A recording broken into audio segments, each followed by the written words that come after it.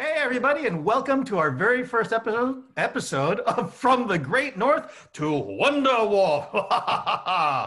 These are your hosts here. We have Mike Heidbreeder, we have JB House, and you have me, Keisuke Hawashi, whom you may know from shows as Hawk and Chick.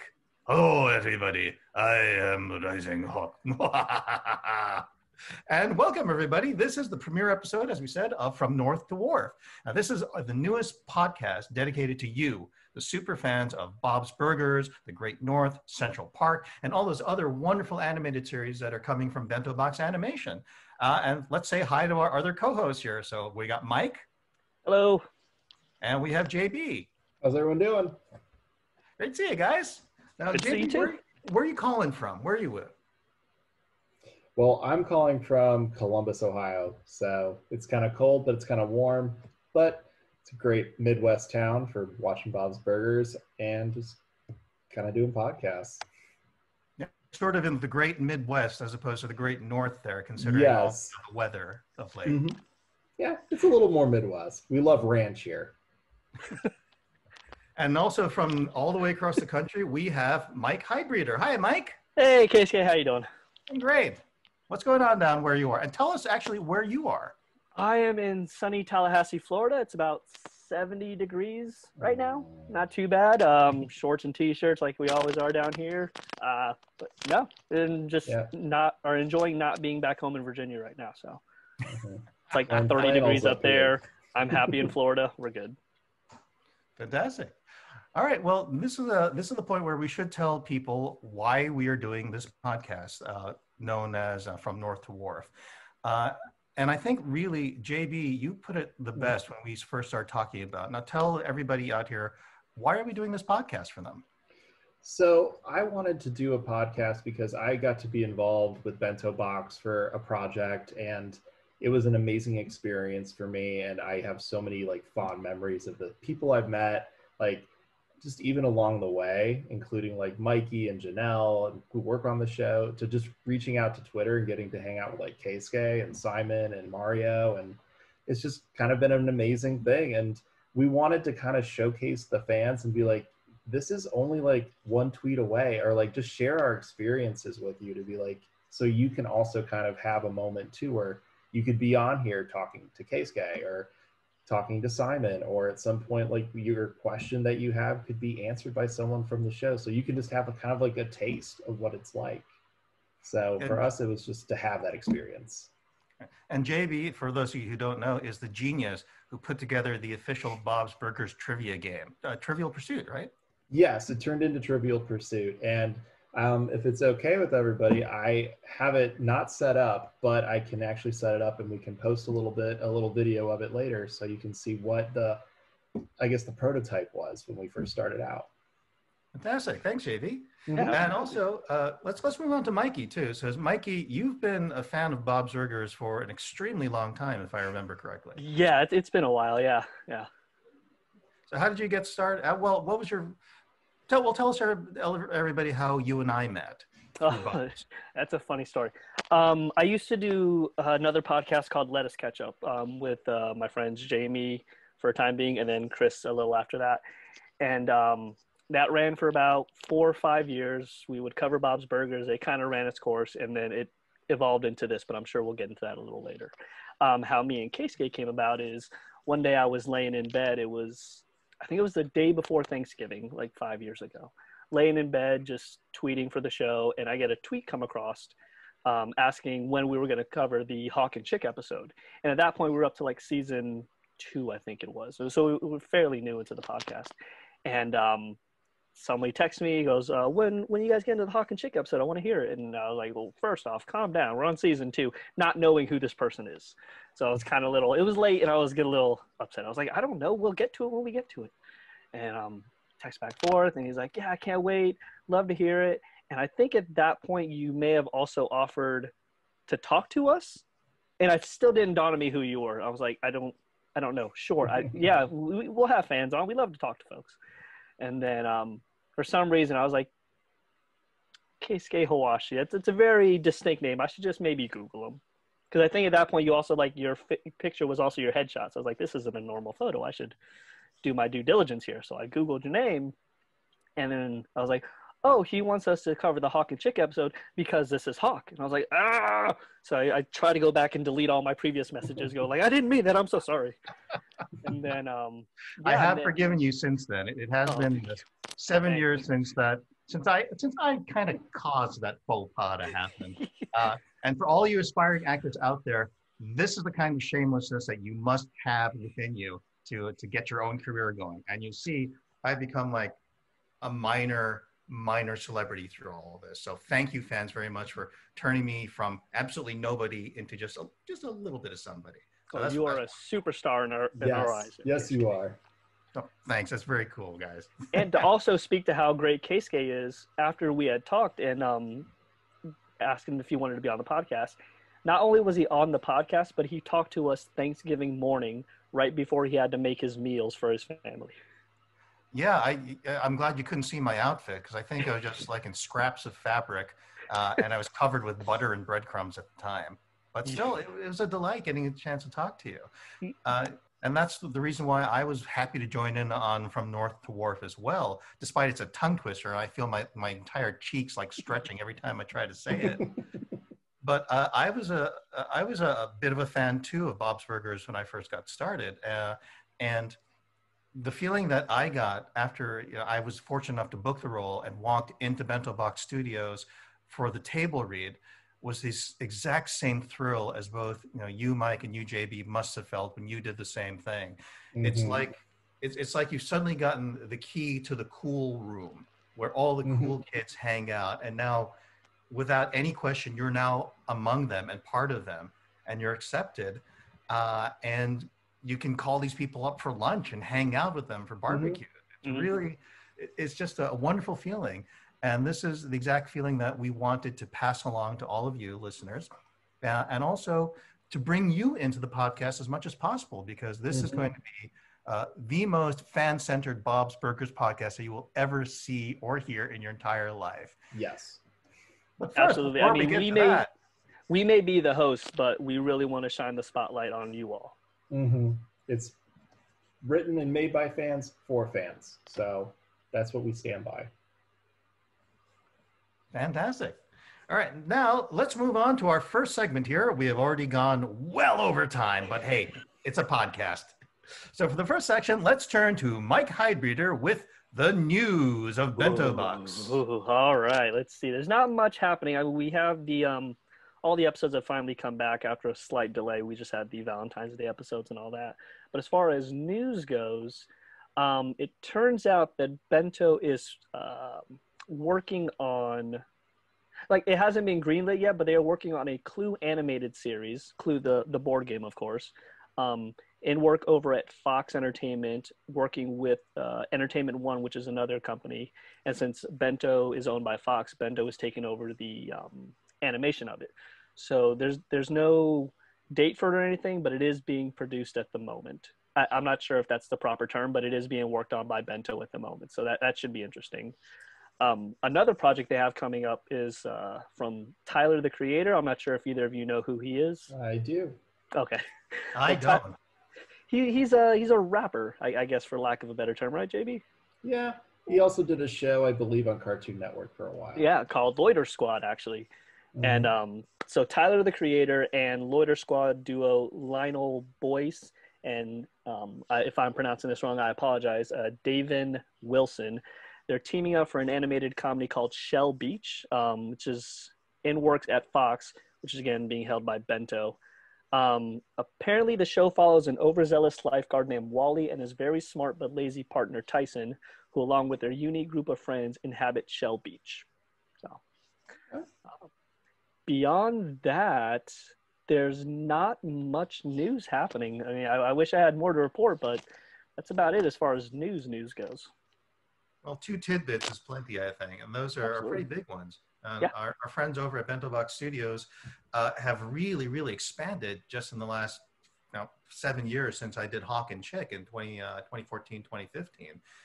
Now they've got studios all over the country. They have multiple places, multiple locations, even in California right now. I believe the Great North has taken over the original Bob's Burger space as Bob's Burgers has moved on to this incredible new studio, JB, that you've been to, I believe, Yes. while it's still under construction. And the place is so, it's like they took over the IBM building in Kingston, New York. Now the entire stack is now all bento box, and it's all animation. Wow. Although, or rather, it was before this pandemic hit, and the whole place is empty. Yeah. Yeah. People working out of their closets now, as Mario has told us. All right. Well, thank you for the news, Mike. Absolutely. All right. And now I think it's time to move on to the meat of our show, or if you can imagine Linda singing, come meet our family and let us meet you. Come meet our family and let us meet you. The heart of our show. Thank you, Mike. The heart of our show is these spotlights of fan artists and other great fans of Bob's Burgers. And this week, I believe JB has something really wonderful lined up. JB? Yes, I actually had met this person before online. I had just tweeted them and asked if they could do a family portrait for me, because her style is just so unique that I was like, yeah, I probably should just reach out and see what she says. And she was super cool, super amazing. And then found out through just going through some of her pictures on her Instagram is that she also was on the fan art episode of Bob's Burgers in season 8 for Brunch Squatch. So she's like, yeah, it was only 15 seconds, but she's like, it was the coolest thing that ever happened to her. And she's like, she still talked about, during the interview, she talked about how giddy she can get when she gets like a tweet just from like Lauren Bouchard or like John Roberts or anyone from the show who's just like, oh, that's so cool. And she's like, it's just, the fans have been amazing. She's like, I love Bob's. And she's just a great person to interact with and talk to. And her art is so unique because she uses very small scraps of paper and makes these amazing little things. And some of them are just like maybe that big, but it's just crazy how she cuts them all out and makes them. So she was willing to do an interview with me, and I'm hoping everyone will enjoy it because she's a great person to talk to. And what is the artist's name, JB? Oh, sorry. Yeah, I should have probably said that. Yeah, her name. This is our first show, everybody. We're just figuring out how to do things like tell you people's names. That's, Yes. Yeah, little stuff. Her name is Kristy, and she is from Pen to Paper Studios. All right, and let's get that going in 3, 2. Hello, everybody. Welcome to From North to the Wharf for first episode here. This is JB, and I'll be going ahead and interviewing Kristy Edgar. She is the owner of From Pen to Paper Studios, which if you've ever seen her stuff on Instagram, you definitely need to check it out if you're a Bob's fan or just a fan of art in general. I'll let her describe her art. I don't want to take that away from her. So without further ado, the reason I kind of found Kristy was she did, cool enough, supplied fan art for the fan art episode. Yeah. So thank you. I'm super excited. This is my first kind of podcast interview, so I'm really excited about it. So I do kind of paper collage sort of art. I don't know if it really has kind of an actual title, but basically take a bunch of pieces of paper, cut them up into different shapes, and then make something out of them. And sometimes they come out kind of cute. So that's kind of what I do. Honestly, sometimes the best artwork doesn't really have a title or like it just kind of like, they like to call it in art school and things like that, multimedia.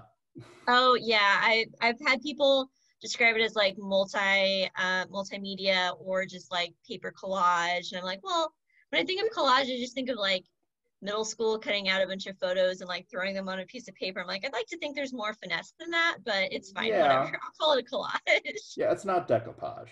No. No, your stuff is way more advanced than that. You've also, besides the fan art, I remembered you also did some stuff for Dancing with the Stars. I did, yeah. So I was contacted by their producer for PR, and they asked if I could just do some stuff for them to share on social media for their Disney night. So I did one for AJ, and oh my gosh, I have to apologize. This is the end of the day, and I have a toddler, and it was a crazy day, so I can't remember the other person, but it was very exciting. I actually have also been contacted by someone to have my art appear in a art curated book to kind of showcase art from Breaking Bad. Ooh, So very that's cool. coming out. Yeah, that's coming out in September. Yeah, it's been fun. That's awesome. It's Thank nice to you. see that your art is taken off a little bit. Yeah, it's really scary, but it's also really exhilarating. So yeah. It always has taken that like first step into something new. So Yeah, absolutely. all right. So how about I ask you a little bit about like what was it like being on the fan episode? Like did they contact you or was it kind of like last minute they were like, "Hey, we're going to use your stuff," or how did it all come down? So I can actually remember all of the steps like really clearly because it was just like so serendipitous and just ridiculous. But I followed the Bob's Burgers Facebook page and they had like an all call for art. I was like, oh, like I remember I made something, maybe whatever. And so I looked at the different, requirements and what they needed, and I was like, okay, well, I think my art fits into this. So okay, cool. So I didn't really think about it. I was just like, whatever, and whatever. Then a few months later, I got another email saying like, hey, we're considering your art. You need to sign off on it. And I remember getting that email while I teach middle school. I taught middle school, and I got the email while I was in class, and I like freaked out. And the kids are like, what? And I'm like, oh my God, this is the coolest thing that's ever happened. And they're like, oh. And I was like, but you guys are cool too, but this is really cool. So they're like, so are you going to be famous? And I'm like, yes. No.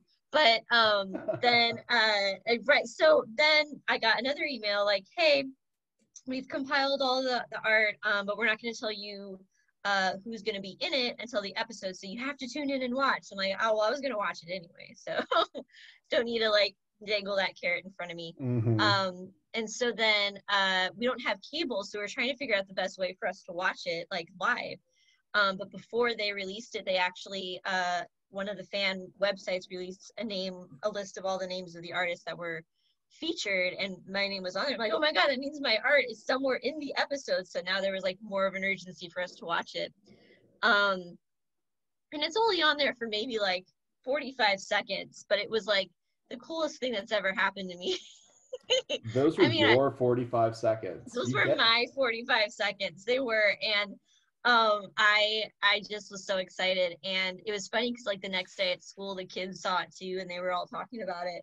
And then someone's like, you have an IMDb now, right? And I'm like, cool. And I do. It's like, you Google my name, it has an IMDb as like an animator on Bob's Burgers. I'm like, that's kind of a stretch, but I'll take it. Like, that's fine. That's cool. Yeah. I mean, how did it feel just like being someone who was just like, I mean, you're doing your paper craft stuff and you're having a good time with it, but then to get like an email from the show back about your art, like it was super duper validating just because like I feel like art is such a hit or miss. It's kind of a combination of like doing something that's kind of cool and having the time to do it and having somebody see it that's the right person to see it. So when all those like very ambiguous characteristics come together, it's super exciting. So that was really, really cool. And I like to post things like on other social media sometimes, and anytime Lauren likes one of my things on Twitter, I like freak out and I tell my husband, I'm like, oh my God, he liked something that I posted. He's like, that's great. That's great. It is really cool though. Yeah. He's the creator of the show that a lot, like, I love it. I know a lot of us love it. And it's like when he reaches out, it's huge.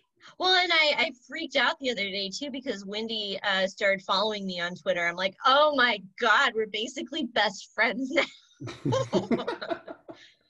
Like, we're gonna go get our nails done. I hope she never listens to this, but you never know. She might. I freaked out, but yeah. So. And that's something that I've noticed the more that I've been involved with the world of Bob's. It's like they actually kind of listen to this stuff. They watch this stuff. They're aware of people.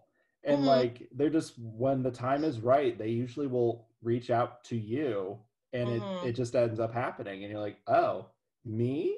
Wow. Wow. Well, and that's always, I think, it's the best thing about social media is like these people that are like, way up on this like pedestal, they're almost like accessible now. So anytime like that sort of perception of like, oh my gosh, this person that I only read about actually is aware of my existence in some very minimal way, it's super great. No, it's so like it's just so special. Yeah, absolutely. So quick sidebars here, quick questions. Yeah. Do you have a favorite character on the show? Oh my God. I guess which one do you resonate with the most? Oh my God, I'm such a Tina. Like, I can't, I'm so awkward. And like, true story, this is an absolute 100% true story. When I was in middle school, when you're in middle school, all your friends like have crushes on everybody, and like every other day it changes. And so I decided to like write my own soap opera about it. And I found it recently. It's like 50 pages, and I also illustrated it because that was just that extra. And so I'm like, this is my erotic friend fiction that I wrote when I was 12. Oh my Oh, God. you have to like publish it. I know. Well, there's a disclaimer that all the names have been changed to protect myself from future lawsuits because I was that kind of 12-year-old, I guess. At least your lawyer self was working. Yeah, so I was really into Law and Order then too. So it's just like, I don't know, this law system seems kind of crazy, but I 100% am a Tina. I wish I could be more of a Louise. But that said, I think the characters that make me laugh the most, I love Tammy. I don't know why, just everything she does is hilarious. I love Edith when they do anything with the like art stuff. I love Marshmallow too. I like what people say about Marshmallow, actually, if I'm being completely honest. I just love how Bob always respects Marshmallow. It's just like, oh, I know. And there's no explanation for it either. It's just something happened and he loves her and it's great. And she does what she wants and she goes as she pleases. And it's like, God, I want that to be on my tombstone. Like, it's beautiful. And then do you have a favorite episode? Oh gosh, that's a harder one. Man, I don't know. I love any episode where there's singing. I love the Fluise episode when she gets sick and everything is just all crazy. Oh my gosh. I'm trying to run through them all in my head. Honestly, I think the episodes I dislike the most are the holiday episodes, except for V for Valentine Netta. That one's probably still, I've never laughed as hard as I did in that one. Oh, and also in Working Hard or Die Trying. Yes. That one when like she talks about like, I'm Jean, I like tacos, and then he farts. Every time I see that scene, I can't. I just die. He's like, that sounds about right. Yeah. It's like, yeah, that sounds right. But no, I love when they're singing. I like the more recent episodes. The first season has classics, but it's probably doesn't have quite as many as my favorites. But I don't know, they're just also good. Like they're just little nuggets of awesome, like every episode. Even if I find an episode that I'm like, oh, that one was just all right. It's like after I watch it a couple more times, I'm like, there are so many good bits in this that I just missed the first time. Mm-hmm. Absolutely. And did someone get you into the show, or did you just kind of stumble on it on your own, or have you always been like a cartoon person? I love cartoons because I don't know, I think they're funny. And I'm a child basically. But I think the first episode I watched was the crawl space episode. And I think the show had just started out. That was one of the first like maybe 3 episodes. And the part where he's like having his solutions, like, do you need to go number 1 or number 2, Mr. Bob? And they go through that whole thing. I'm just like, this is hilarious. I have no idea what's going on, but this is hilarious. And so I got hooked super fast. My husband hasn't really, but I don't care. I love it still. I know for me, it was our friends. They came over and I had watched a lot of Lauren's shows before, like Home Movies, Dr. Katz and stuff. And I was like, oh, yeah, I'll watch another one of his shows. And it was also Crawl Space. Mm-hmm. And they had watched the first one, like Human Flesh, and then they're like, well, this new one comes out Sunday, let's hang out and watch it. Sure. And it's that same part when Kuchi Mm. Kobe, when they did that whole Shining reference, and he's like, your mother-in-law is very willful, she needs to be corrected. And I was like, oh, I like this show a lot. No, I just, the fast pace, you know, and honestly, I didn't realize initially that Lauren had also done home movies.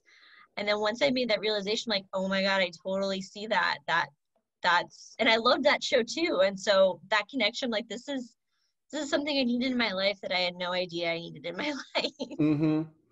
It was just brought to my attention recently. My parents ran a ice cream store for 5 years of my childhood. Mm. And someone from outside of like my normal friend group was just like, is that why you like the show? Mm-hmm. And I was like, I never thought of it. I never put it together like that. I was like, no Yeah. wonder I'm a Tina. I was Oh, like, right. I was the oldest. I did all the work, and my brothers kind of just messed around. Yeah. And like I probably said some point in my life when I was like, could I have a raise? And my parents were like, no. I was like, yeah, I know. I've been letting myself go. 100%. It's like, yeah, no, that's fine. I didn't realize how much of my adolescence was Tina's adolescence until I was seeing it performed before me. And I'm like, oh my God, all of these things, it's exactly me. When you first started doing paper art, was it something you picked up in school, or was it something that you just kind of developed on your own? How did it come about? So I actually started when I was in college doing like, I had a presentation for something. It was for my chemistry class, actually. And I was going to be a pharmacist. And I was like, this is a very long-winded story, but it will get to the point, I promise. I was going to be a pharmacist, and I didn't do very well in any of my science classes because all of them were boring, and I always like got in trouble. And so we had to do a presentation, and I wanted to have like little cartoon versions of me. And I didn't have Illustrator or anything like that because I was a college student and they didn't have the great deals at the time. So I used PowerPoint, and I just like manipulated these shapes. I was like, that kind of looks like a person. I'm going to use that in my presentation. And all my information was wrong, but the pictures were super cute. And I was like, oh, this is great. So I did that for a while, like making just little, like, I actually did a series of authors because I was also an English major. So I was like, I'm going to make a bunch of authors. And then I realized like all of these shapes could like be cut out with paper. And then it's basically the same process digitally, but like with physical paper. And then I tried to make a couple cards really badly. And then I kind of stopped doing it for a while. But then about 2013, I was like, you know what? I'm gonna try it again. And then it just kind of took off. I'm glad you did, because I mean, your stuff is really good. Thank And you. it's always crazy like how someone's art ends up coming out as something that they're like for me, I was a pre-med major, so same kind of concept. Like for me, it's like art was the relaxing part, so I would doodle in my books all the time, and teachers would be like, your answers were wrong, but I enjoyed your doodle. Yeah. It's like, thanks.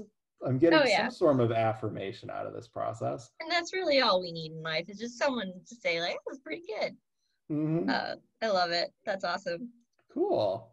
And I know some of the big accomplishments you've had have been on the fan art episode, and you are also like, you did Dancing with the Stars, and you're doing this Breaking Bad book as well. What are some other things that you would say are kind of like the highlights? I've had a couple people like reach out to me that have either written or directed different movies or TV shows, and like they've seen my art and they're like, hey, I was the director of this movie, could you send me that? And I'm like, sure. So the director of Trick or Treat, I made something for him. One of the writers for the Full Bars episode contacted me, and I sent him something I made. Somebody else. Oh, the creator of Star versus the Universe, or Star. Oh my gosh, I can't remember right now. But a few people, so that's been fun. But I think probably the best thing that's happened was a couple of years ago. I went out to LA at Gallery 88, and they had a Weird Al show. So all the art there was Weird Al. And I've loved Weird Al since I was 10. Like I was obsessed with him. I just thought he was the most creative human in the world.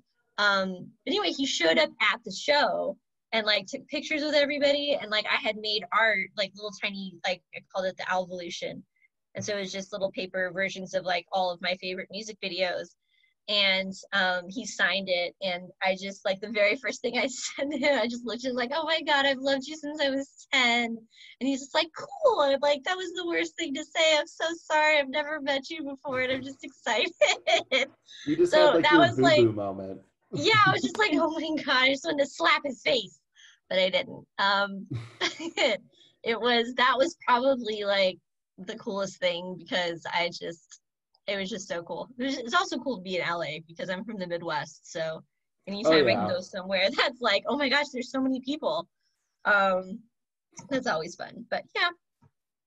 That's awesome. Weird Al's not, I mean, for me, Weird Al was the coolest once I saw UHF as a kid. I was like, oh my God, yeah. I love this. And then I think I saw him once live at doing a show, and I was like, he puts on a really good show. You know, I was just going to say that. We saw his Mandatory Fun tour, and it was a tight show, and it was like every different song had a different costume change, and he did like an encore, and it was like, this is a good performance. Like, whether or not you like his music, you got to give him props for the performance.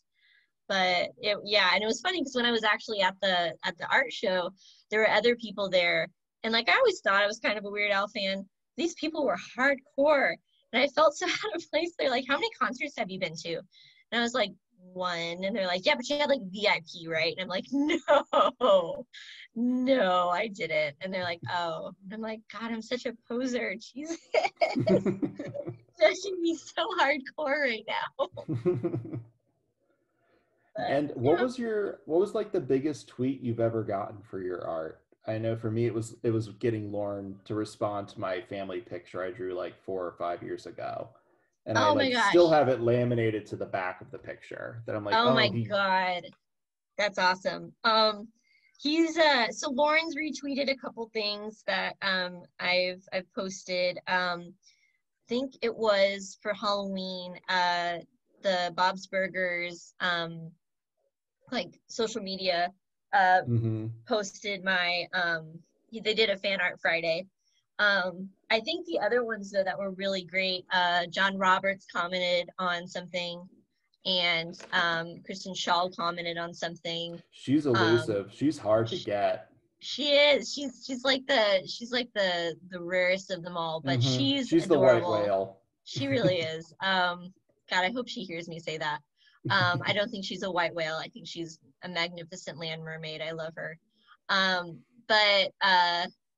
Anytime that happens, and when Wendy and Lizzie comment or like it too, like I respect them so much as writers. Those are always great. But yeah, the first time Lauren retweeted something was when I did for their 10th season. I did this huge scene of like all of the characters, and he shared that, and like I was so excited. I was like, oh my God, this is so great. That was the first time I was really like, notice me. And I think like they have to know that is kind of so impactful to just like everyday fans when they just like something, or they just, and I've heard stories about how Lauren at Comic Cons and things used to be so approachable that he would literally sit there all day, and he had to eventually get handlers to be like, you have to keep moving. Oh my God. But he's like, but I want to hang out with them. Right. Well, and it's funny because when you do anything with like fan art, there's a very thin line between like copyright infringement and things like that. And I've talked to people at Comic Cons, and I've never actually sold at one, but I'm always like, how do you get away with selling pieces of art that are, basically depictions of things that are someone else's intellectual property? And like, well, if someone tells you to take it down, you take it down. But it's such a mainstream thing that so many people just kind of do it. But I've listened to Lauren's interviews, and he talks about how much of like an honor it is to have fans love it so much. And I think he did a very short interview about that's kind of how the fan art episode came to be. He's like, it's the fans that love the show, and we really want to showcase their love for the show by creating this this episode. So he just seems like such a chill guy, such like a laid back, creative, funny, chill guy. Mm-hmm. That's one of my goals, is of course to go to a con or a table thing and just get to see him interact with people, because I feel like it's just so fun and easygoing. I would love to go and watch like an actual table read with the cast. Like, I'm jealous they don't do live shows anymore either. I really wish they would, but they haven't done them in so long. Mm-hmm. Well, I just want to thank you again, Kristy, for coming out and just for letting us interview. So everybody, Kristy's on from Pen to Paper Studios. You can catch her on Instagram mostly. But yeah, reach out, check out her stuff. She does great work, and really just promote Bob's People. Love to help out Bob's People. So we just would love to just see that grow and just help foster new artists that come into the works. If you want to be an artist on the show, then come on and talk about your work. By all means, we'll be on Facebook soon, and we'll have all our things going, and we'll be on From North to Wharf. And just check us out, send us an email, send us a message, and we'd love to look at our stuff. But again, Kristy, thank you for coming. I totally appreciate this. It was super fun. Thank you so much.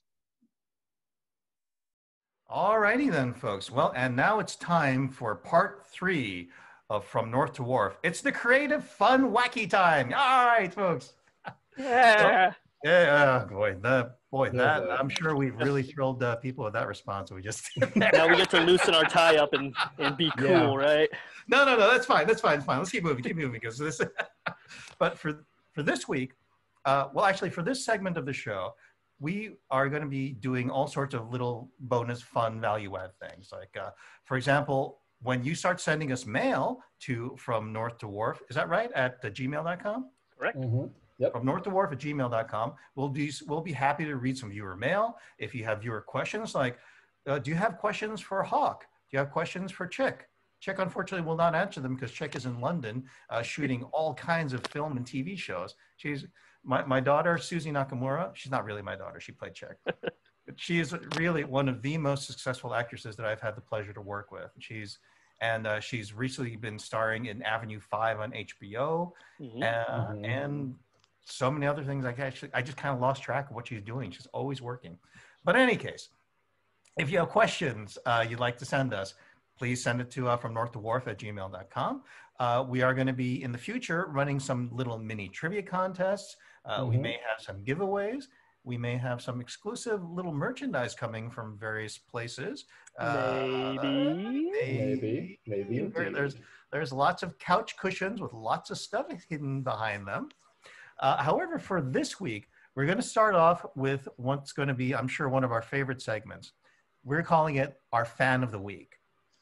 And this week we have, Mikey, you have gone through your very, very special, delicate, secret process of how a Fan of the Week is chosen. Yes. And you have found someone who is pretty darn awesome. I think so. I think we all think so. I did all my calculations, and I came up with a perfect Fan of the Week. And this person, you can find her on Instagram, Etsy, and all these places. Her name is Made by Annette. She's a illustrator, designer in the UK, Liverpool to be exact. She does these cute little, she does postcards, she does pins. I know her mostly for the pins, but she does cute little, I guess kawaii style is the best way to call it. As a 35-year-old man, I'm not really sure what they call these cutesy things. But and you're not really Japanese schoolgirl enough to do it. I'm not. That was a dolphin noise. I don't even know what that was. A valiant effort. Thank you. Thank you. That was humbling. No, I've had interactions with her in the past. I have a couple of her pins, actually. They're great quality stuff, really cute stuff. Sometimes she does mashups. I believe one of the ones that I have is, I wish I had them to show off, is a Linda who looks like, who's the actress in Breakfast at Tiffany's? Is it Audrey Hepburn? Audrey Hepburn. Yep. Yeah, it's Linda as Audrey Hepburn in Breakfast at Tiffany's. She has the black dress. Yeah, it's the whole get up. It's really cool. And I'll post photos of her stuff on the Instagram as well. Well, what's this fan's name? I don't think we've heard of it yet, have we? Yeah. Her handle is Made by Annette. I'm going to go out on a limb and say her name is actually Annette. And her IG handle or Instagram handle, again, is Made by Annette. On Etsy, if you search for Made by Annette UK, you can find her shop there. Again, great stuff. Tell her that Mike from what used to be Lettuce Ketchup sent you, or from Great North to Wonder Wharf. Either way, not that it'll get you anything, but just let her know we sent you. But no, great stuff there. If you're looking for little prints to give to your friends, or pins, or greeting cards, this is a person you should go see. Made by Annette. Made by Annette UK on Etsy, and on Instagram, Made by Annette. Yeah, I'm actually scrolling through her stuff right now. I'm actually not being rude and checking my email while you're talking. I'm not Ted Cruz. But... No, otherwise you'd be in Texas. I'd be freezing my tuchus off. This is really cute stuff. It is. It kind of has. It kind of has the same kind of feel as our special guest this week. There's a really lovely, like, handmade card type of look to her work here, made by Annette UK. And although it's not bento related, she has a Dancing Elaine figure, which I am always a fan of. Anything Dancing Elaine from Seinfeld is thumbs up to me. So. And she does a lot of really good crossovers here. There's like Brooklyn Nine-Nine, The Office, Parks and Rec. I mean, Mandalorian, she covers it all. Yeah, absolutely. I mean, I know we're a bento-centric show here, but yeah, Star Wars, The Simpsons, Seinfeld, she covers it all. She's really into semi-nude Homer Simpsons too. I think we all are. That one too, didn't you? I just passed that one. My eye just was drawn right to it. Oh, you guys passed it. I'm on it. So I mean. Well, there's a lot more than naked Homer Simpsons on this Made by Annette UK's thing. And again, I'll post photos and links on our pages and everything like that, so you guys can find it. So once again, although we did say this like 25 minutes ago, that'll be it for our premiere episode of From North to Wharf. If you'd like to contact us or see our stuff, you can get us on Instagram and Twitter at Mike. What are those handles? Instagram and Twitter are going to be at North to Wharf, and the email, if you wanted to email us, would be from northtowharf@gmail.com. All right. And everybody, thank you so much for joining us for our premiere episode. We know that it was kind of rough, but hey, we're having fun here. So yeah, we're learning. we're fans like you. We're not professionals. Well, one of us is a professional, but the other two just have beards. Yeah.